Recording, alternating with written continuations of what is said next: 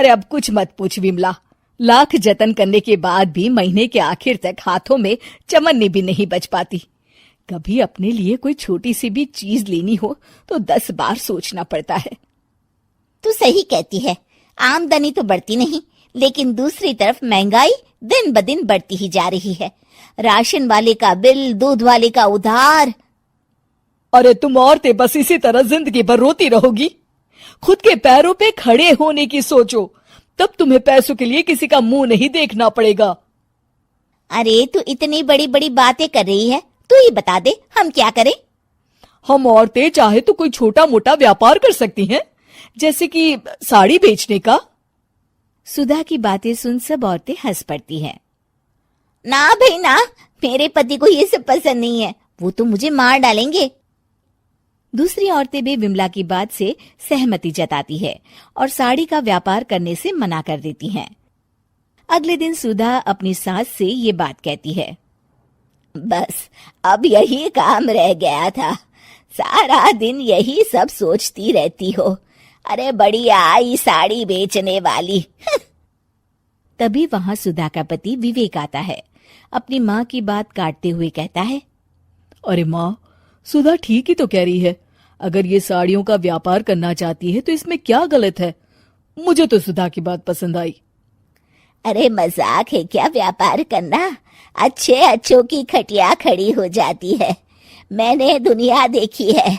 बेटा तुम लोग ज्यादा हवा में मत उड़ो, और फिर साड़ियाँ खरीदने के लिए पैसे कहाँ से लाएगा?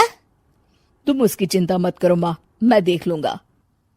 अगले दिन विवेक अपने एक दोस्त से कुछ पैसे उधार लेकर साड़ी के कारखाने से बहुत सारी साड़ियां खरीद लाता है। ये लो सुधा, तुम्हारा ऑनलाइन अकाउंट बन गया है। अब लोग घर बैठे तुमसे साड़ियां खरीद सकते हैं। ये तो बहुत अच्छी बात है। हाँ, और इतना ही नहीं, मैंने इसमें सभी नई डिजाइन की साड़ियों की फोटो भी अपलोड कर दी है। अब बस तुम देखती जाओ। कुछ दिनों के बाद। नमस्ते, मुझे सुधा जी से मिलना है। ओहो, तू कौन है और मेरी बहू से तुझे क्या काम है? माँ जी, मैं सुधा जी से साड़ियाँ खरीदने आया हूँ।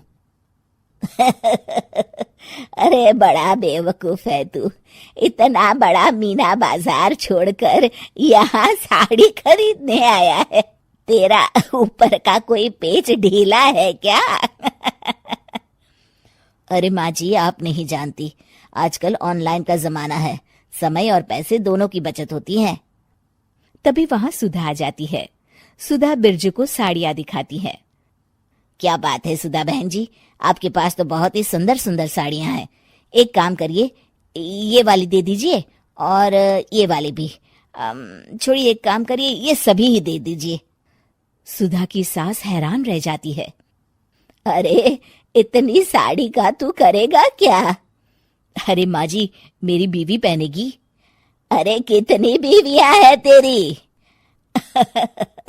माँ जी, आप भी ना, बीवी तो एक ही है।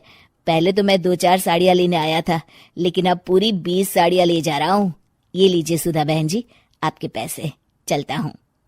धीरे धीरे सुधा के द्वारा घर में खोली गई छोटी सी दुकान चल पड़ती है और देखते ही देखते सुधा के घर ग्राहकों की लाइन लग जाती है। पैसों की आमदनी देख सुधा की सास की आंखें फटी की फटी रह जाती है। जा बहू, अब तू थोड़ा आराम कर ले, इन लोगों को मैं साड़ियाँ दिखा देती हूँ। माँ जी आप?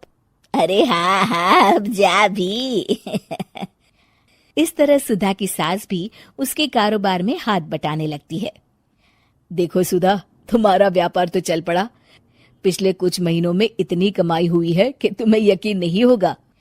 सच? हाँ, और तुम्हें पता है माँ, दोस्त से लिया हुआ उधार भी चुकता करके अच्छे खासे पैसों की बचत भी हो गई है। सुधा की सास अपनी बहू और बेटी की कामयाबी पर बड़ा खुश होती है। बहू की तरक्की देख के मैं बहुत खुश हूँ बेटा। तूने साबित कर दिया कि अगर पति का सपोर्ट मिले तो पत्नी कुछ भी कर सकती है। जी माँ जी, आपने बिल्कुल सही कहा।